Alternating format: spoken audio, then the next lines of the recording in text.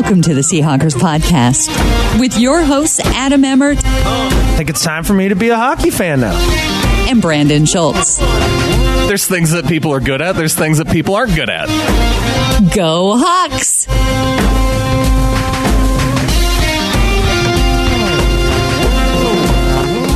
This is episode 231 of the Seahawkers podcast. I'm Brandon Schultz of the Military Seahawkers. And joining me across the table, my good buddy Adam Emmert. Yeah, live and in person, man, to do this very unique episode this week. I think we're going to try something a little different because we all know what happened in the Vikings game. Been over it. It's kind of been a while. Yeah, it's been like a whole week and stuff. And then we all know about the Niners. They suck. Right. So, yeah. So we want to get into your email this week. We could still talk a little bit about the Vikings game. And, you know, sure. I kind of want to talk a little bit about the Chargers and Chiefs game that happened last night because the Chiefs played their last game before they're going to take on the Seahawks in a couple weeks. And, you know, while it's fresh in our mind and just heard this morning that Kendall Fuller broke his wrist for the Chiefs. And that's one of their best players on defense. Who's not Eric Berry and Justin Houston. Right. Or Tom Ali. Yeah. That's interesting. I had not heard that. I still think that defense sucks no matter who's out there right now. Well, they were ahead up by 2 touchdowns against the Chargers, and it kind of looked like they were just going to walk away with it there toward the end. Sure did. And they managed to. I wonder if, and we kind of saw this when the Seahawks are playing the Rams, and we've seen it with some of these other teams like the Chiefs and the Rams. Is it in the team's best interest to go down by 2 touchdowns with 8 minutes left in the game? Because it seems like the defense, you know, kind of lets off the gas a little bit at the end of the games. You know, they don't want to give up the big play, which allows you to march right down the field, score pretty quickly. And then if they can't get a first down on their final possession, they turn it right back over to you. And it's not too hard to get 2 scores in those last 8 minutes, it seems. Well, it's not as if the Kansas City defense was stopping the Chargers late in that game. There was another group of human beings, you might call a team, that basically were making it difficult on the Chargers in that game. Like the Chargers, like they were fine. They were going to get a stop there towards the end and be right back in it, only down 1 score. And then the officials were like, yep, no worries. Kansas City, you may have a touchdown here. Like that face mask call to start out that drive when it was like 3rd and 5 million. Like that was bull crap. They had a lot of weird calls kind of down the stretch. Yeesh. That whole drive was that was an official drive. Like they did. That was their best play was the whistle. Well, and then it was even on the Chargers' last touchdown where it was, they don't seem to call push-offs on the offense anymore, but he clearly had an arm extended and made space to catch the winning touchdown. Sure, I wouldn't know. I didn't watch it because with 4 minutes left and after the Chargers had scored, it had taken forever for Kansas City to complete the official drive. Yeah. And I think there was like 8 minutes left or 6 minutes left when San Diego got the ball and then did some dumb crap going down the field, like some dump offs like they ran it a couple times. Yeah. San Diego did get a makeup call, though. Phillip Rivers threw it toward the end zone, and it was not defensive pass interference at all. And they got a flag, which allowed him to extend it.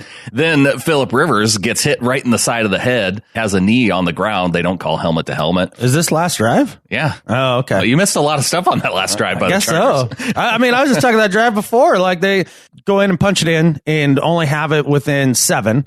Yeah. Right. And at that point, I was like, man, it just took too damn long. All the Chiefs need to do is, get 2 first downs. This thing's over.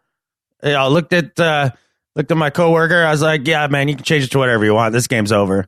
He's like, seriously? I was like, yeah, man. It felt like it was. Yeah. I thought it was over when the Chiefs went up by 2 touchdowns. Yeah, it more or less was. I watched that final drive of the Chargers out of pity. Yeah. I was like, oh, yay, congratulations. You got it in after like way too long.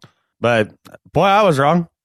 Yeah, and then they go for the 2 points on with 4 seconds left on the clock. So you afraid of the big bad Chiefs?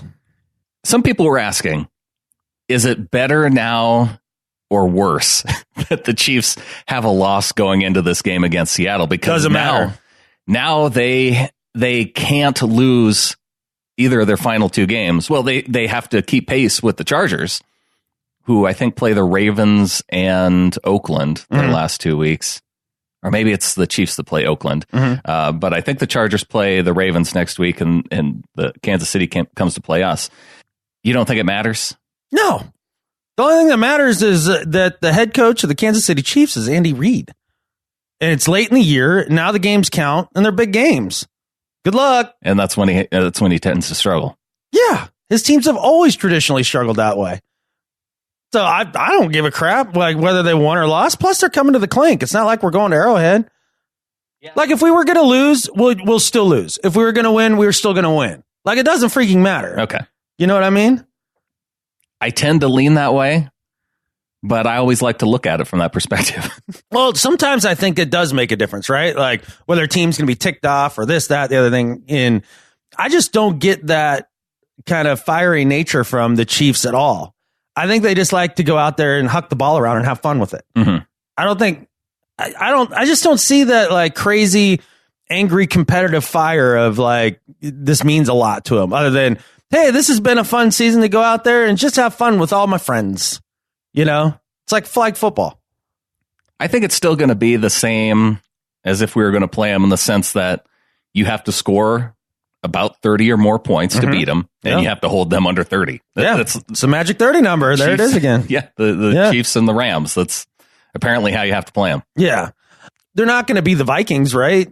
Like, they're going to score more than 6 or more than 7 by the end of the day. Yeah. And so that's fine. You know that. But also, too, that defense is absolutely freaking atrocious.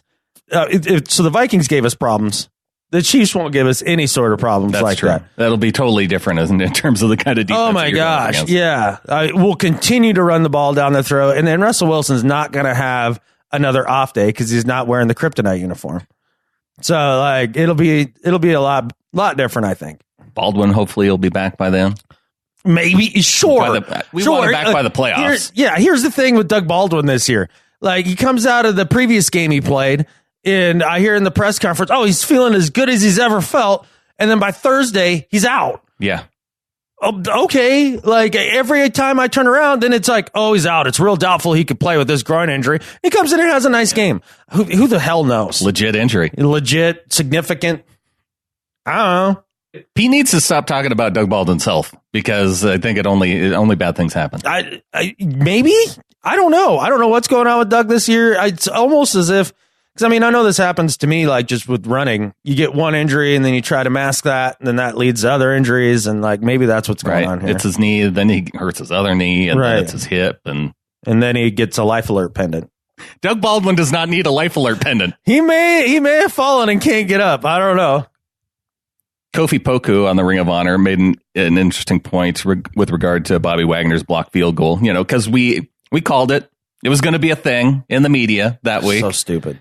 He says, when teams score TDs on illegal picks, nobody cares. But this block field goal is the greatest strategy in the world. Oh, yeah. Yeah, I mean, and not only that, but everybody seems to forget that, the Seahawks scored twice more after that, and they put the game away. Like, even if let's do this. Let's play a little game. Let's say Bobby Wagner gets called for that. They get a first down, and the Vikings score to go up 7-6 in that situation. Okay. Right? Let's say that happens. So if the rest of the game plays out as it did, Russell Wilson comes down, they score. Next possession, the Vikings get the ball. Kirk Cousins gets stripped, we score. And then they score another touchdown in garbage time. So instead of 21-7, it's 21-14. Oh, but it'd be a whole different game. See, the Seahawks took over the momentum with that field goal block. When did the Vikings ever have the momentum in that game? They would have had it if they would have scored a touchdown and been up 7-6. Sure. Just saying, if we want to play it out, I can bring in ridiculous things. I just brought in what happened. None of that was ridiculous. See, that's why it's one of those things like if that was last play of the game and they would have won the game on the field goal, or they would have, you know what I'm saying? Like it would have been like the definitive play in the game, like right at the end. All right, fine. Like the Fail Mary. Wright batted it out of the back of the end zone? Correct. Or the Fail Mary. Yeah. Like, all right, fine. If you want to, have consternation and complain about that, How about it? That's I don't fine. know what this Hail Mary play is that you're talking about. I still think it's a successful Hail Mary. Like, I can argue it to this day, but that I can at least get where you're coming from. Because it changed the outcome because it was the last play. Right. This is like, you might as well be complaining about a call in the end of the first quarter. Like when David Moore got both his feet down and they called it no touchdown. Correct. Or Bobby Wagner grabs phantom holes. Yeah, helmet holes. Yeah. Like, didn't happen.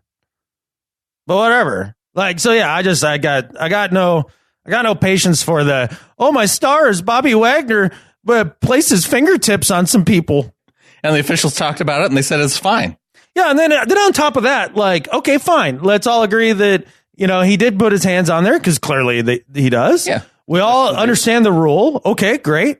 Now if you really want to get down to it, like, let's have a discussion about whether or not he created leverage doing that. Good luck trying to decide that, to be honest. You could convince me that he literally gave himself a little push that way. You could also convince me that he just kind of set his hands there. Well, I think the rule book says something about not being able to, it doesn't use the word leverage, just says that you can't put your hands on him to elevate her. Right. All that to say, who the catfish cares? Right. Well, we talked about this before. Why are we complaining about an awesome athletic play? Don't we want to see awesome athletic plays? Watching this awesome NFL action that we watch every week? Like, don't we want to be amazed by super things? We want amazing 70-yard throws. We want amazing tiptoe catches. But what we don't want, what we can't have under any circumstance, the Shield has decided, is a Seahawks player hurdling an entire team and then blocking field goals. Yeah. Can't have that. Can't have that. Everybody hates it. Cam Chancellor did it. Bobby Wagner did it. Oh, you got to change the rule. We can't have this. This much awesomeness is too much awesome. So now you can't run up to the line and jump over. That's what they made the rule to be, essentially. Right. And so Bobby Wagner just does it lined up on the line and jumps over him. Right. And then we're still complaining. Yeah. Next, it's going to be like if you jump more than 2 inches off the ground, it's a penalty. Penalty. You must stay flat-footed during the field goal. Right. Kickers would love that. Catfish! Well, why not just take the defense off the field? Oh, now you're talking. See, now you and the NFL are on the same page. Everybody move their cones out there before the play. Right. Exactly. Oh, look at defensive coordinator Ken Norton. Look at he moved that, the free safety cone all the way back. And now he's hustling to try to get off the field to avoid the flag. Yeah, that'd be entertaining. John Davison emails in, says, "Hi, fellas. Well, that was a massive win over the Vikings. It was live, so I recorded it and got up Tuesday morning at 7 a.m. and watched it without knowing the result. Ooh. This almost certainly puts us in the wild card slot, and it should be number 5. So we could be going to Chicago, who are hot at the minute. I was nervous too, but this was all down to Adam Emmert. After the 4 big crunch games, when we went 2-2, I was happy. Then I listened to Adam on the podcast, who was very nervous about the game. I thought he knew what he was talking about, so I listened and became nervous too. Look at what you did, Adam. And don't take credit for this, as I won't allow it. As it happened, I could have got up earlier and just watched the 4th quarter, but I was well impressed with the speed of Rashad Penny, and Frank Clark is a wrecking machine. Pay the man. I thought Griffin did well at the end of the game, too. Very happy. I'm also happy at being at the top of the pick'ems, but am counting no chickens yet. After being told by Adam that it wouldn't be possible for me to win, that has been all the motivation Barry and I need, and we are in constant touch each week. As you gave me a good slagging off, I assume, in the interest of fairness, all the other top 6 should get a good hammering too. Nope, just you, John. Just you. And you know why. This is the end of the gripe, as Barry and I say Merry Christmas, you filthy animals. John Davison, and a bit from Barry. Well, Merry Christmas to John and Barry as well. And I was nervous about the Vikings game. And, he acts like I shouldn't have been nervous. I don't know if you knew this, Brandon, but it was just a 1-score game all the way up until like the final minutes. It was a close game. I agree with him that going back and rewatching, you really just need to watch the last 5 minutes, though. I mean, it's watching a good defensive performance live is a lot of fun, but watching it back again that's a little tough. He mentions paying Frank Clark. Mm-hmm. Obviously, the number's going to be high. Yeah. I think we're looking at kind of like a DeMarcus Lawrence situation, probably with the Cowboys. And, do they franchise tag him? Yeah, they're going to tag him. You think they're going to have to? You don't think they're going to? I'm having a hard time trying to figure out what exactly they'll do, but this is my theory, right? So after paying everybody, right? Whether that was Cam, Sherm, Earl, Bobby, Russ, like all that, they find themselves like really kind of hamstrung with guys that then at that point had a hard time buying into Pete's system, especially as they kind of got older and had heard the same message, for too long. And I'm wondering if they look at that and they're like, look, it doesn't much matter who we kind of bring in for the most part with our system, as long as they're reasonably talented, that maybe it just doesn't make sense for us to really pay a bunch of dudes. So on defense. Or anywhere really. Like I think you pay your quarterback, right? And your middle linebacker on a third deal. With the way he's playing right now. Exactly. Right now. Like, what about in 2 years? You know what I mean? Like, how many more years is Bobby locked up for? He's got one more, is right? It just one more after this? I'm dead certain that John Schneider and crew, other than Russell Wilson, will not entertain a third contract with anybody. I don't care who you are. After Earl Thomas, it kind of seems that way, right? Yeah. So that means this is KJ's last year under a big deal. For sure. They'll try to smuggle Michael Kendricks out of prison first before they pay KJ. Yeah. How long does he go to jail for? His sentencing is next month. Oh, okay. Some people are speculating like 3 years. Yeah, that's not happening. He's rich, right? How long did Martha Stewart go away for? It wasn't very long. Well, we'll see. And I don't think she was like digging ditches while she was there either. No, and I think that she made out. I don't know if the amount of money you make off the deal makes a difference or not, but I think a lot of different things go into it. I think like once the police come at you and they're like, "Hey, did you do this?" and you're like, "No," and they're like, "So you did this, right?" And you're like, "Oh, yeah, but that was bad." And they're like, "Yeah." "Oh, well, crap, man. Like, sorry, dude. Well, you're gonna have to go to jail." "Well, I don't think I should go to jail." "Well, let's go forever jury." Like, then they convict you and you're like, "Well, I came clean right away." And then I think once you get in front of the judge, as long as you aren't like Michael Cohen in it, where you're like making up new stories every other day, just to, whatever fits your needs that day. Like Kendricks has been pretty straightforward the whole way. Yeah. Yeah. I think you get more like a Michael Flynn sentence. I like how you're using political sentencing. Well, I'm just saying those are recent sentences for things that people lied about, right? Cohen only got 2 months for the lying, though. Oh, is that all? Yeah. I thought he was going for like 3 or something like that. Oh, 3 years, though. Yeah. But it was just Was the other 2 years and 8-9 months? Was that for just being a lawyer? You know what you did. Yeah. All the shady crap. Yeah, you're a lawyer. Go to jail. There's some good lawyers out there. I know, but haven't you ever watched Legally Blonde? Like most of them are a-holes. But Reese Witherspoon is awesome. I know. I'm saying there's some, there's some. A few people sent this to me. Someone on Reddit shared the new Seahawks defensive nickname.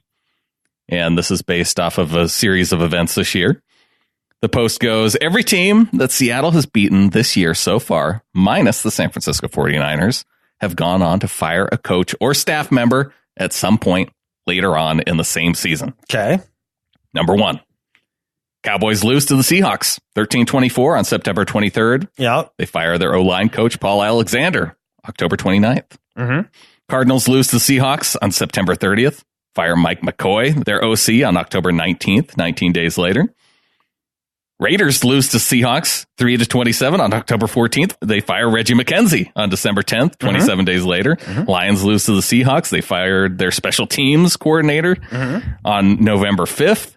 Packers obviously fired Mike McCarthy just 18 days after losing to the Seahawks. Panthers fired their D-line coach, their secondary coach, 2 weeks after losing to the Seahawks, 30-27. And of course, the latest one, John DeFilippo, just 1 day after losing to the Seahawks. Yeah. So, move over, Legion of Boom. All hail the firing squad. Yeah, that one's all right. Credit on that goes to 3 Leave It on Reddit. I don't know if that's going to stick. We'll see. If it sticks, I'm fine with it. Yeah, I'm not mad about it. Like, I don't know. It's just tough. Following up one of the all-time great nicknames given a defense, Legion of Boom was about as good as it gets. I wonder, so the Niners, again, must be safe from firing somebody this week, right? We'll assume. Yeah, I mean, maybe they'll, their quality control coach or something. Right. And get rid of that guy. Yeah. Well, we all know. Yeah, he needs to go. He's been a problem all year. Associate producer Dustin Mach writes in, and he's been fired the last couple of weeks. He says, we always joke about it, but it is seriously true. He's going down the list of the teams that the Seahawks face this year. Right. Kind of the narrative for each game. Mm-hmm. Broncos. The Seahawks are terrible. They still have no offensive line. This team is 4-12, has a 4-12 ceiling with this schedule. Then they go on to take on the Bears. Pete Carroll looks old. He's about to jump ship like he did at USC. Yep. Yeah, these are things that we actually heard. Oh, yeah. No, he ain't making none of this up. Cardinals. The Seahawks get gifted a win. They can't even beat the Cardinals. Oh, man. I remember after that game, Bill Simmons wanting to write off the Seahawks for the year. Oh, sure. Terrible. Yeah, that was a pretty terrible game. It was a win. Yeah, but it was a bad game. That was an ugly win. Yeah, it was. That was a more ugly win than the Vikings win. Oh, by far. Yeah. They play the Rams and keep it close. This game was an aberration. Divisional game at your opponent's home. Yep. Don't think too hard about it. Then the Raiders. It's the Raiders. Gruden is tanking. Then they face the Lions. The Lions are really bad. Not the rising threat that we all said that they were going to be 2 days ago. Matt Stafford having the worst year of his career suddenly after he faced us. Then they face the Chargers. See, the Seahawks are pretenders. Yep. Rams. Division games are tough. Rams get a W in a division game. Then they beat the Packers. Why are the Packers so bad? Is Aaron Rodgers or Mike McCarthy to blame for this loss? Yeah, who needs to go? Panthers. Why are the Panthers so bad? Yep. Coaching changes on the horizon. Nothing about them being, quote, invincible at home. Right. No, that went away. They hadn't had a home loss until that point. Right. Then they beat the Niners. Yeah, 49ers are bad. Vikings. Why can't Kirk Cousins win a big game? Is Cousins to blame or the OC-HC battle for play calling control? Yeah, he ain't wrong. And then he says soon to come, Niners are Niners after we beat them. Chiefs. Why do Andy Reid's Chiefs fade late in the season? There you go. See, you already called that one. Yeah. And cards are cards for the last win. Yeah, like I said, he's not far off. And that kind of, although I will say, after this last week with the Vikings game, you really started seeing the national pundits all start saying, oh, Seattle, that's not the team you want to face in the playoffs. That team. You don't want to see them. If you're anybody in the NFC in that 3 seed, last team you want to see is that Seahawks squad. That's true. Yeah. 4 seed. Or where? Yeah. Yeah. Yeah. It would be the 4 seed to play the 5. Yeah. You're right. You don't want to see them. No. So they're starting to come around a little bit. And I've seen some articles written as well of, is this Pete Carroll's best coaching year ever? And gosh, were we all wrong? This wasn't a rebuild year. All stuff that we could have saved them some time if they just would have listened to any of the preseason. I know. comments. I heard Shannon Sharp on the Undisputed show with Skip Bayless talking about how nobody predicted the Seahawks would be this good and go to the playoffs this year. Wrong. And I don't even think we were being homers either. I don't think you can say we're being homers if they actually come through and do exactly what you more or less predicted. The other guy who predicted it, Mike Florio of Pro Football Talk. True fact. And I do remember Peter King writing an article when in training camp saying that the team looked better than he thought everybody else seemed to think. Yeah. I don't know that he gave a record prediction, but Peter King probably doesn't. Mm-mm. But he's also Pro Football Talk now, isn't he? Yeah, he retired from writing, and then that lasted 2 weeks. Yeah, he's like, oh man, this sucks. Well, probably because Florio said, "Oh, you can come here and just do whatever you want." Yeah, it's like, oh, that sounds cool. Yeah. Oh, well, when you put it that way. So that's all we're looking for, Brandon, is for some major network to just call us up and be like, hey, do you want to come do whatever you want? Yeah, and we'll pay you? Yeah. Okay. Yeah, well, sure. Oh, you mean we can just keep doing what we're doing and you'll pay us? Hey, or whatever else we want. Okay, perfect. That's the type of, so if you're listening, executives, that's the type of deal we're looking for. Make it happen. 6 figures. 6. Does a decimal point in there count? Huh? Sure. If you put figures after the decimal point? No, that would be too low then. Okay. Yeah. No. I think we each need 6-7 figures. We're worth it. Okay. While not undervalued, because all of the people who are flockers, like, what do you got in the coffee, dude? Coffee? Yeah, we're not undervalued because all the little flockers are amazing, and like I know that their donations come from a place of like, they feel the value, but we are underpaid. So Frank Clark getting paid in the off season. We're getting paid in the off season. Frank Clark making news too, saying that kind of cracking back on Richard Sherman, who said the Seahawks are a middle of the road team, and Frank Clark basically saying to Sherman, "Hey, buddy, look in the mirror. So check out your own team." What I found the most interesting about those comments is that I have no idea how Richard Sherman responded. Oh, yeah. That was the interesting part. Everybody made a big deal out of him saying, "This is my era now. He's gone, yada, yada, yada." And it was kind of like, yeah, true fact, true fact, true fact. Frank Clark just saying true facts. Oh, this is a story now? Okay, all right, fine. Like people getting an uproar. But what I was more curious was I couldn't wait for Sherman's response to that. Like something about creating a standard he could never live up to. Like I figured there'd be something, right? He's got to get asked about it, maybe leading up to the game. Maybe we just haven't heard about it yet. Yeah. Unless, do you think the media got Shermaned out after the last Niners game? Yeah, they just don't care to go back to Sherman. And right. Get and they realized that once the game unfolded, they're like, oh, wait, like this is going to be a non-factor in the game? No, the only conversation out of it seemed to be Clark referring to it as my team now. And people going, well, it's kind of Russell Wilson and Bobby Wagner's team. No, I don't know. I don't mind Frank Clark taking ownership. Yeah. I mean, whoever wants to step up and be a leader, like step up and be a leader. Yeah. There can be lots of leaders. Much like I'm kind of realizing now, Cooper Kupp, you have to say both first and last name. Mm-hmm. Frank Clark, kind of the same. Yeah, only because there's too many Clarks. Yeah. And then there's a lot of Franks. So if you do just a Frank or just a Clark, it could get confusing. Right. So you got to go Frank Clark. Whereas Cooper Kupp, exactly. Not many Coopers, not many Cups. Right. Yeah. That's just people. That's just being redundant. Exactly. People with too much love for Kupp. Jeff Scott emails in, not Jeff Driscoll. The Jake Driscoll, John Driscoll, Jeff Scott. Jeff Scott might be the quarterback of the Bengals. He could be next week. Get ready to suit up, Jeff. Jeff says, "Thank you guys for your podcast. I look forward to your episodes every week. Great to get a different, admittedly biased discussion. Seems like national media, with the exception of Nate Burleson, only has 2 things to say about upcoming Seahawks games. 1, how to beat them, which is, I bet you can name this too. What's the key to beating the Seahawks? According to the national media. Shut the run game down? No. No? That has to do with Russell Wilson. Oh, keep him in the pocket. Keep him in the pocket. That's it. I guess I'm sorry. I didn't mean to answer that question with a real answer. Yeah. I thought about that too, literally. I should have been like, shut the run game down. That's what a Seahawks fan would say. Right, exactly. Yeah, I didn't mean to. Sorry. We're talking national media. Yeah, Russell can't play from the pocket, so keep him in the pocket. Keep him in the pocket. And number 2, that stadium is loud. Wait, they're in the Clank? Yeah. Oh, huh. Okay. Never heard that before? No, news to me. 2nd is a given. Move on, people.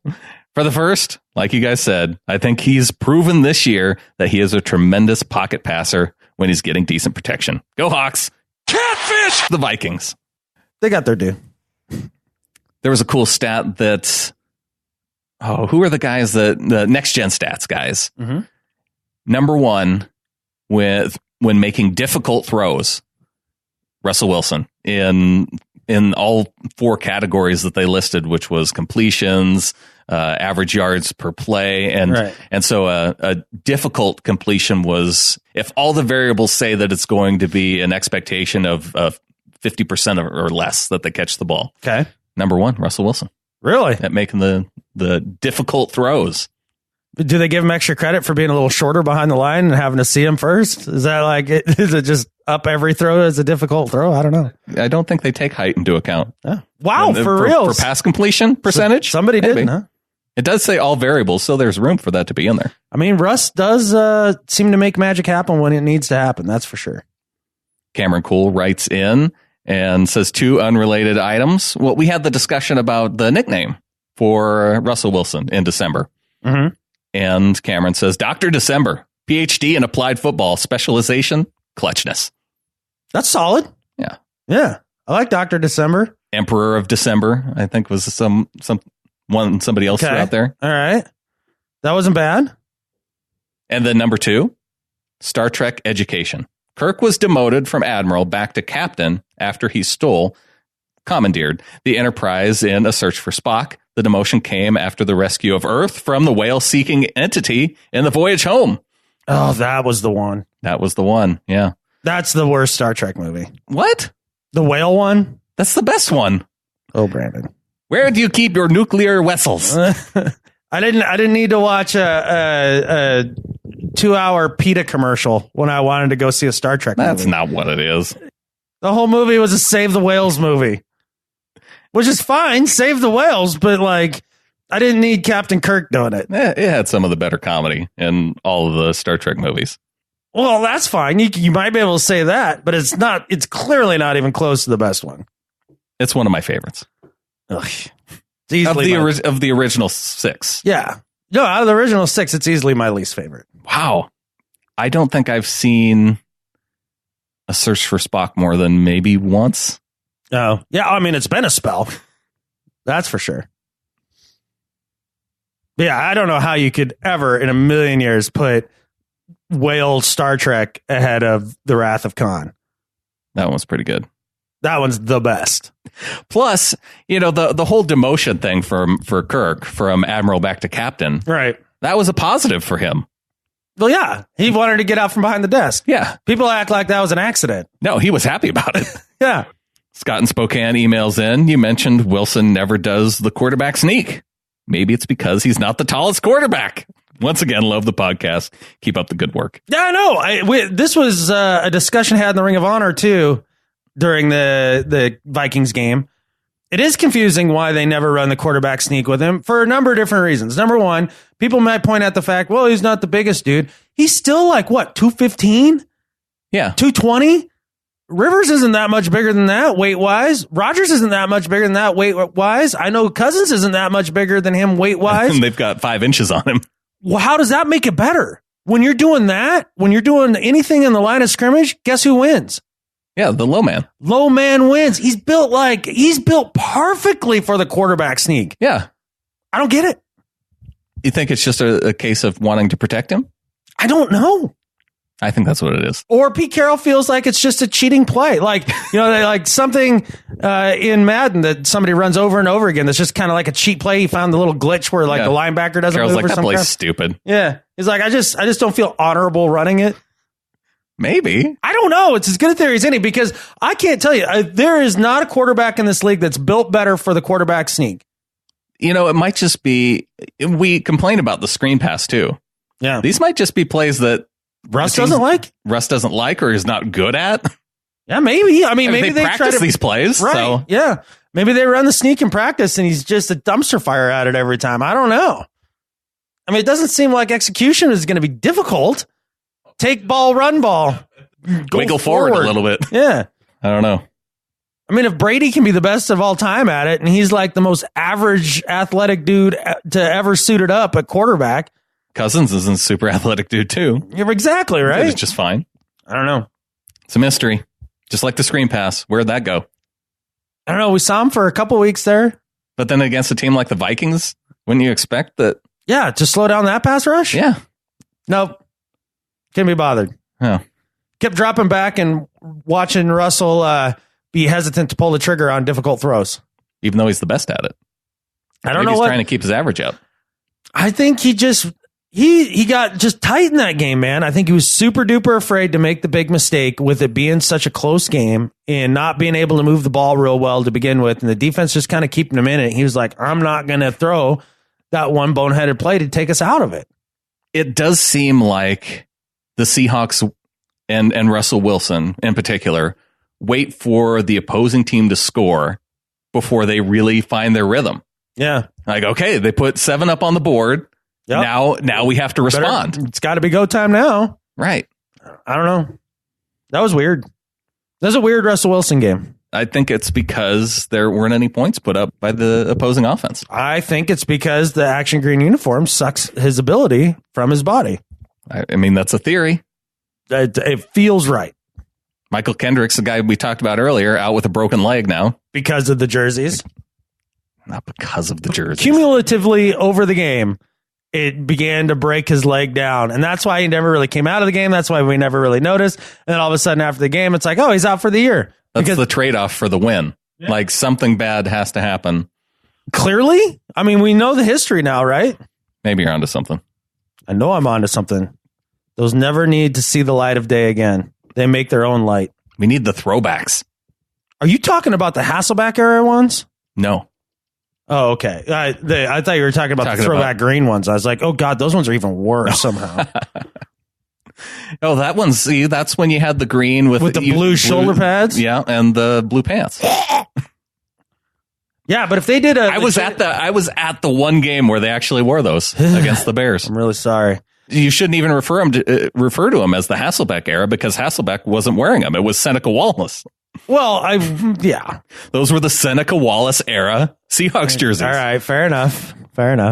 I would love a gray helmet, old school logo, throwback. Yeah. You make it happen. Yeah. With the more royal blue. What do you say we welcome some new members of the flock? Always. Clayton Wayne Smith in for $5. Welcome to the flock, Clayton. And Jerv Reed got in at $3. Gosh, a few weeks back, and I left him off the list. So, oh, jeez, sorry, Jerv. Wow, dude, you're a jerk to Jerv. I didn't mean to. Yeah, you did. That was intentional. I don't know what you have against him. What did he do to you? What did he do to you? He's always been awesome to me. Are you mad, bro? No. And Kiana Moon is now in. Thanks to Tim Moon. Kiana is the daughter of Tim and is in for $1.20. Oh, sweet. Yeah. I like the number. Yeah. We'll take all the moons. Yeah. Many moons. Kenneth Reyes in at $5. Welcome to the flock, Kenneth. Sweet, man. He made a comment on our YouTube page saying that on our last quick reaction show. He says the drunk guy is my spirit animal. All right. Well, thanks, Kenneth, because I'm always nervous when we end up doing those post games where I'm pretty schmammered. That was about 7 beers. Wow. Yeah. Okay. Which you did all right for 7. Whew, there was a high level of concentration to try to keep it together. I was not awake for long after we recorded. And you get on me about wanting to do a drunk show. What are you talking about? Yeah, you want me to do one? Yeah, it's fun. Try it. Let it rip. You just said you're hesitant to do it. Well, I'm being that drunk. You don't need to be so hammered that you're basically can't peel yourself off the floor, but 2 beers drunk. Do a podcast, dude. Oh. 2 is fine. I've done shows 2 in. Have you? Yeah. I've only thought it's ever been 1. Well, how many? 2 or 3. When we were in London, how many beers and shots did we have after that game? Yeah, okay. That might have been the legit junk podcast then. Might have been. Yeah. We had some time, though, in between from when we were drinking back to the hotel room. Maybe. It took a while to get there. It did take a little bit of time. P.A. Hawk from Cole Township, Pennsylvania. Also, find him on Twitter at Hank_SIENK. Hank says, it's good to have you guys back. This came in after our, because we haven't done a quick reaction show in a little while. Yeah, been on the road. I was starting to show signs of Hawks fandom withdrawal. Thanks to the Seahawks' exciting win and 3 in, 3 out with Clinton Bonner, I pulled through. Now, as the unofficial hype guy for the Seahawkers podcast, I've got a way for you to be better at life than Skip Bayless. You've been asked what you want for Christmas. You have Seahawks apparel and novelty everywhere you look, but you don't have extra podcast content. Now is the time. Have your loved one get you that membership for as little as $1 a month. You're already a member? Then do better and give the gift of a membership. The playoffs are coming. Why not us? Go Hawks. What? Yeah, why not? Why not us and why not your loved ones? I like it. Hank's on to something here. Tim already did it. He followed through. Absolutely. Yeah. I mean, it is a tremendous gift. The gift of us. Still single, ladies, just so you know. Yeah. Somehow. Oh, we got a call that came in. I don't have it, but a call came in because we had the discussion about your Hawk name. Right. And, we kind of were hemming and hawing about what it should be. And we had a call. He didn't identify himself. Called in and said, "What are you knuckleheads doing? Adam's Hawk name should be Rant Hawk." Yeah. Yeah, that was suggested in the Ring of Honor as well, too. It was. Yeah. I don't know.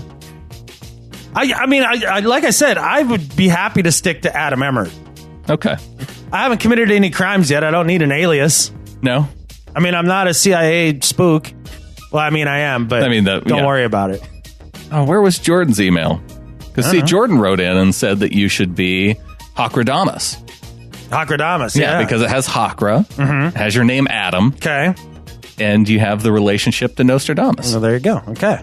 Yeah. So I asked you if I can, write a book of Seahawks quatrains after that, and you looked at me puzzled, like you didn't know what Nostradamus did. He wrote predictions and stuff. Yeah, and he called them quatrains.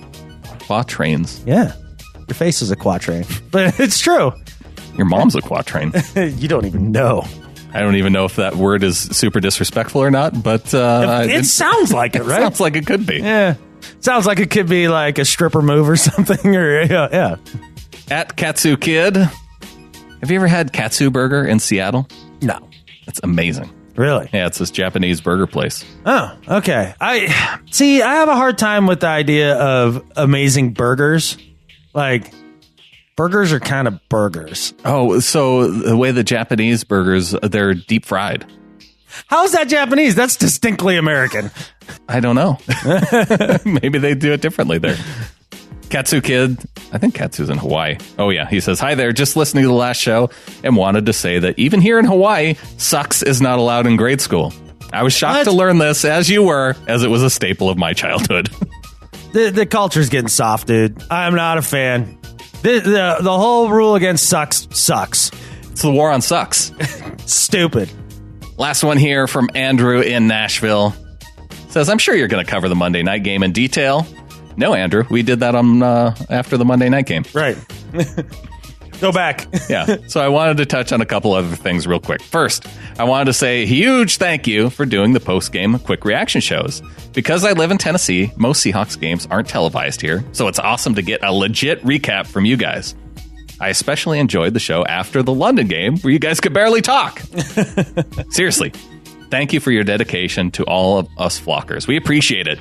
Also, I think you guys touched on this recently, but Seattle will be getting an NHL team in a few years. I've never been a hockey fan, but since I moved to Nashville, I've adopted the Predators as my hockey team.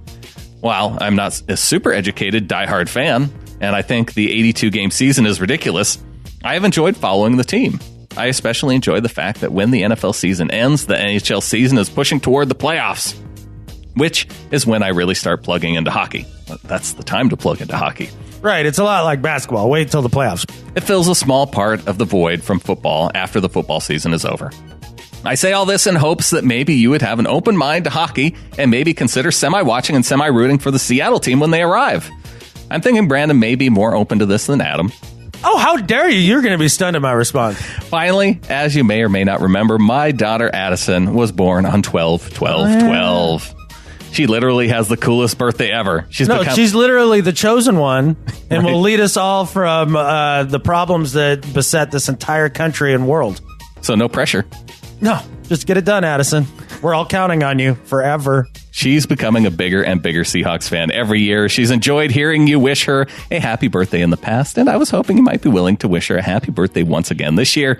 Thanks again for all you guys do. Go Hawks. Andrew in Nashville. Addison, merry late birthday. You're amazing. Happy birthday. And go Hawks. A couple days late. Yeah. Go Hawks. But that's my fault. I'm sorry. Your dad better have gotten you something cool for your birthday that's Seahawks related. And if he didn't, now's the time to let him know you want some. I got something cool for Addison's birthday this week. Did you? Well, I mean, it arrived at my house on Addison's birthday. It's not for Addison. Oh, well, nice tease. But I got an Earl Thomas Wolf Gray jersey. How'd you do that?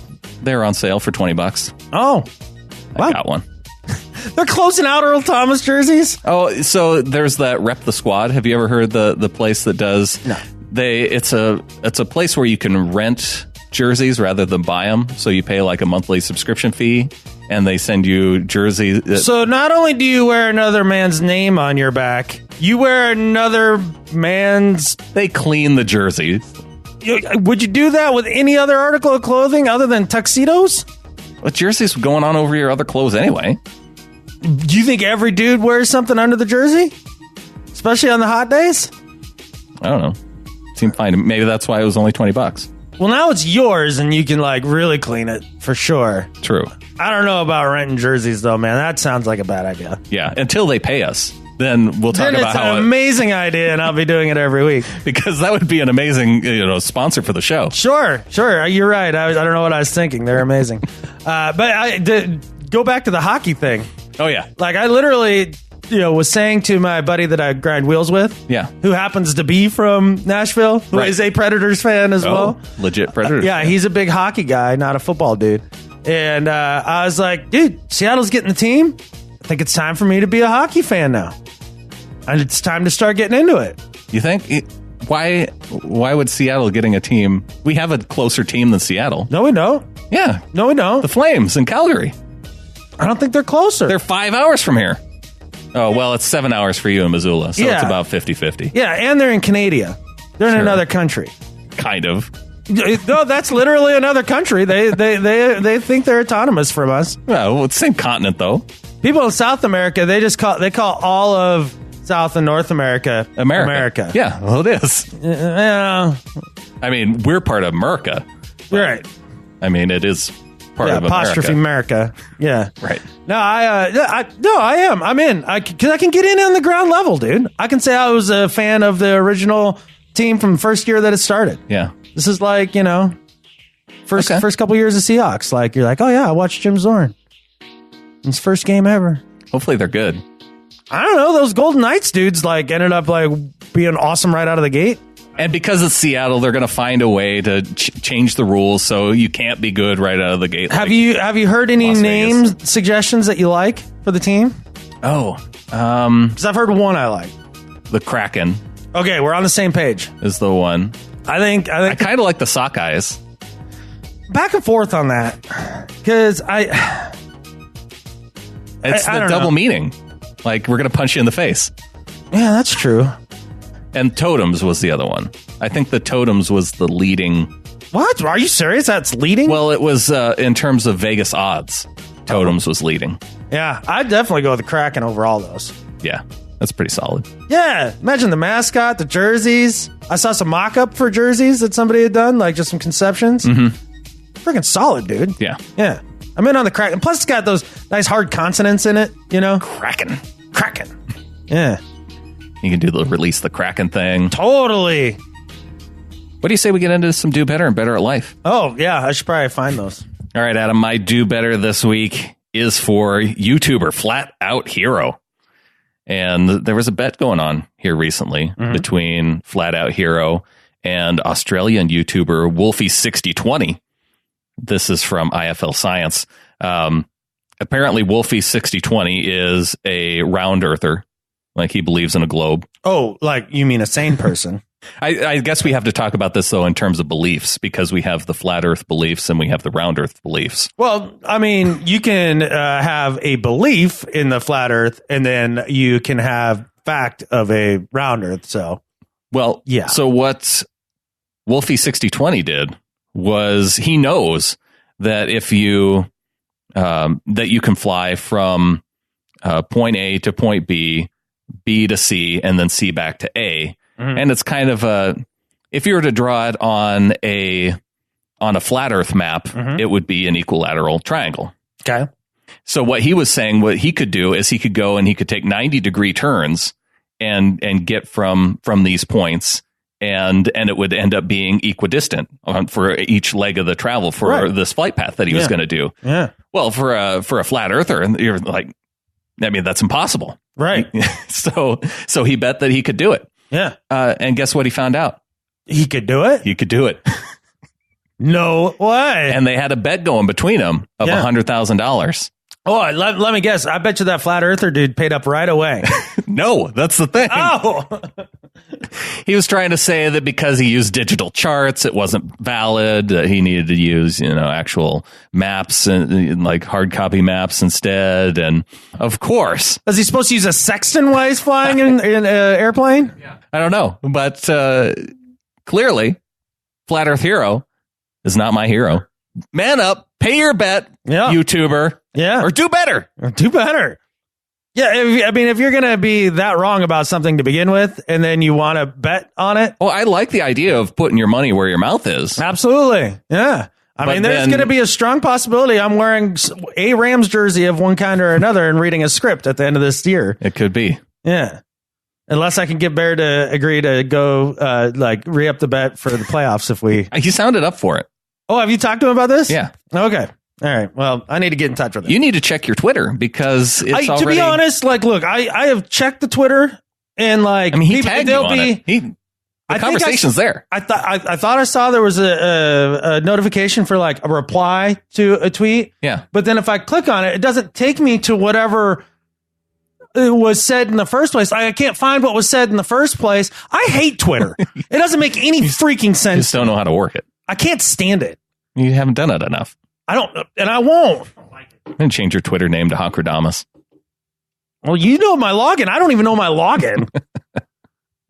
I was going to put it on the new tablet, and I was like, I don't know my logins. It's probably the same password as the email. I don't know. I honestly don't know. Okay. Yeah. All right, man. One thing I do know is that my do better this week is for Santas. Not just Santa, but Santas. All of Santa's helpers. Let me tell you why. Wait, all of them? Well, not Santa Mike. Well, no. I mean, he's not. I don't know that he is a part of, quote, the elite cabal of mall Santas, making up to 20,000 every Christmas season. Dun dun dun. Elite cabal making 20,000? That sentence doesn't make sense. You can make $20,000 in 2 weeks, 3 weeks. But I'm saying that you earn that money. Not if you're an elite Santa. They're a bunch of divas, man. Oh. I've had to deal with one of them. Okay. One of them. So this is for the diva Santas. Oh, yeah. Well, yeah. To give you an idea of just how diva-y these Santas are, quote, this is what one of them says. There are two kinds of Santas. There are professional Santas, and there are guys in red suits. He's not wrong. Yeah, he is. None of you, you can't be a professional Santa.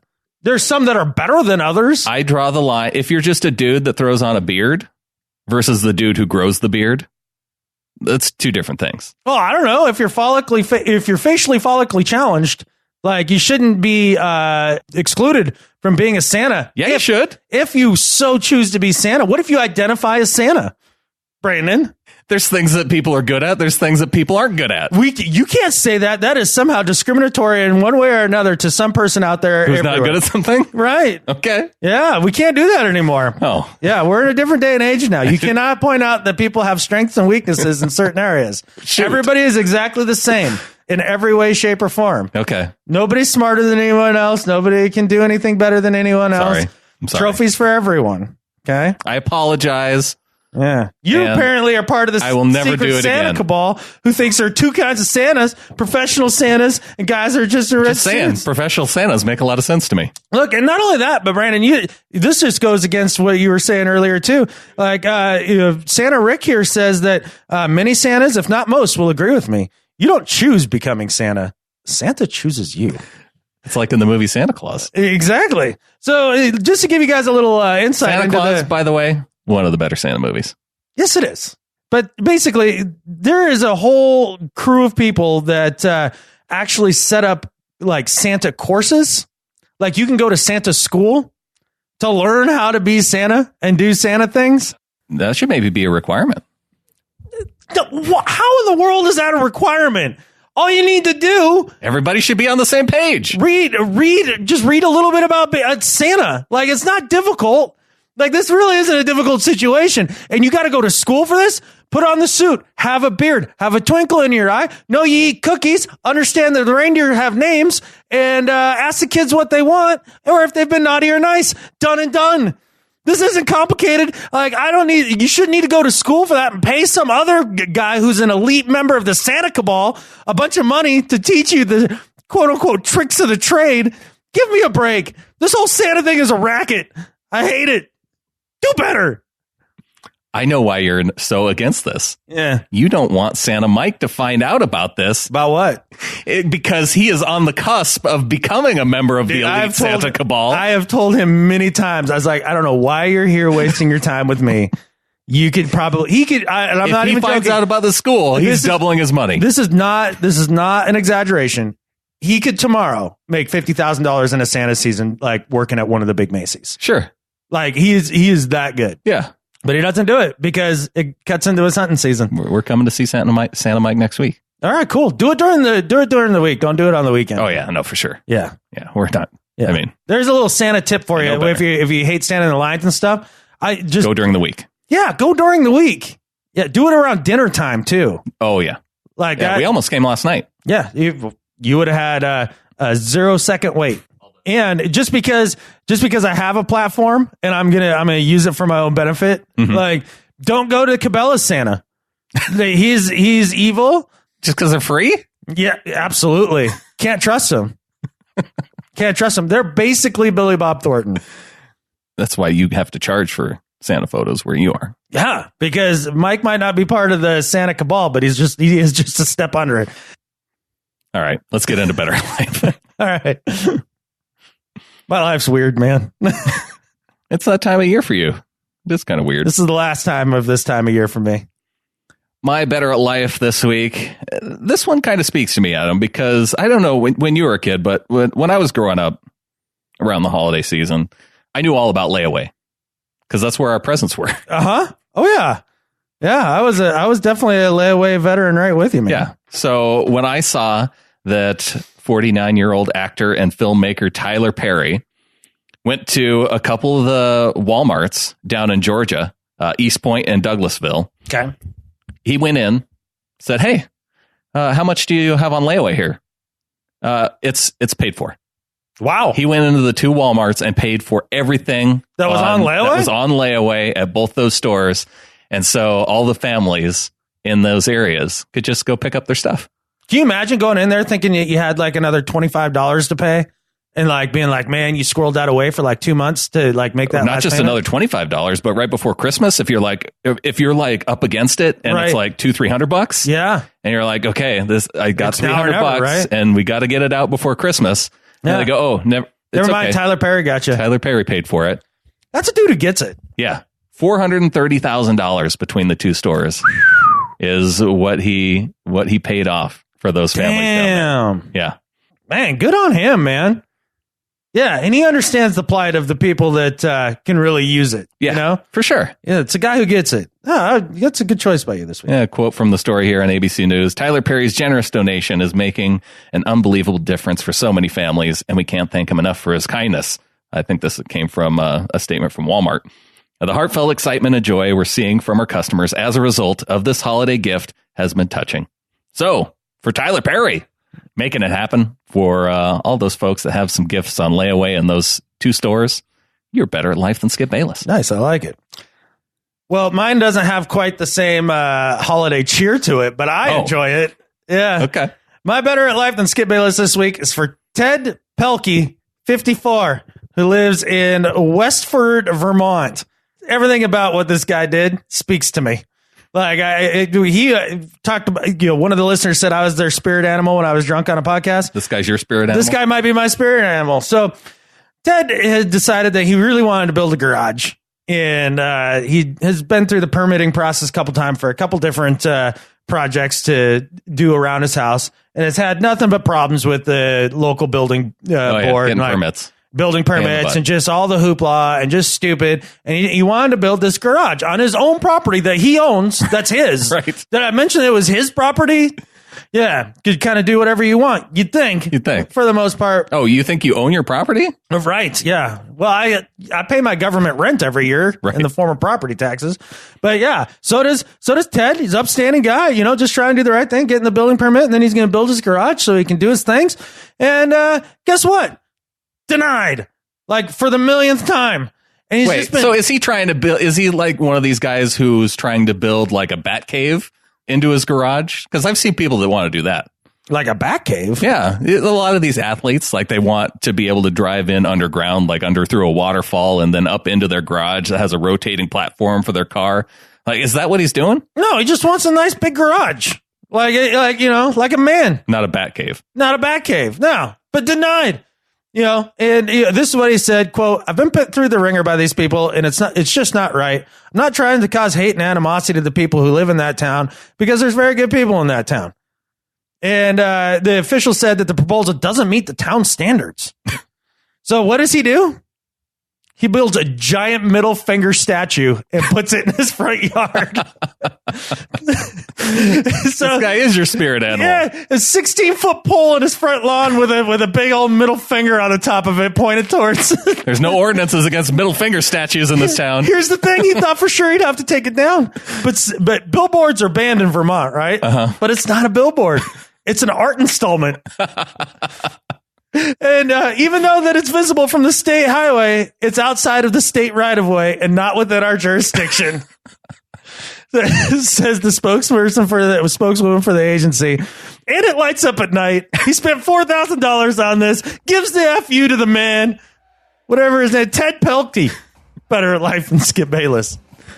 Ted Pelkey. There's your future Bengals quarterback. Right. Yep. Yeah, I love it. That just cracked me up. That is pretty funny.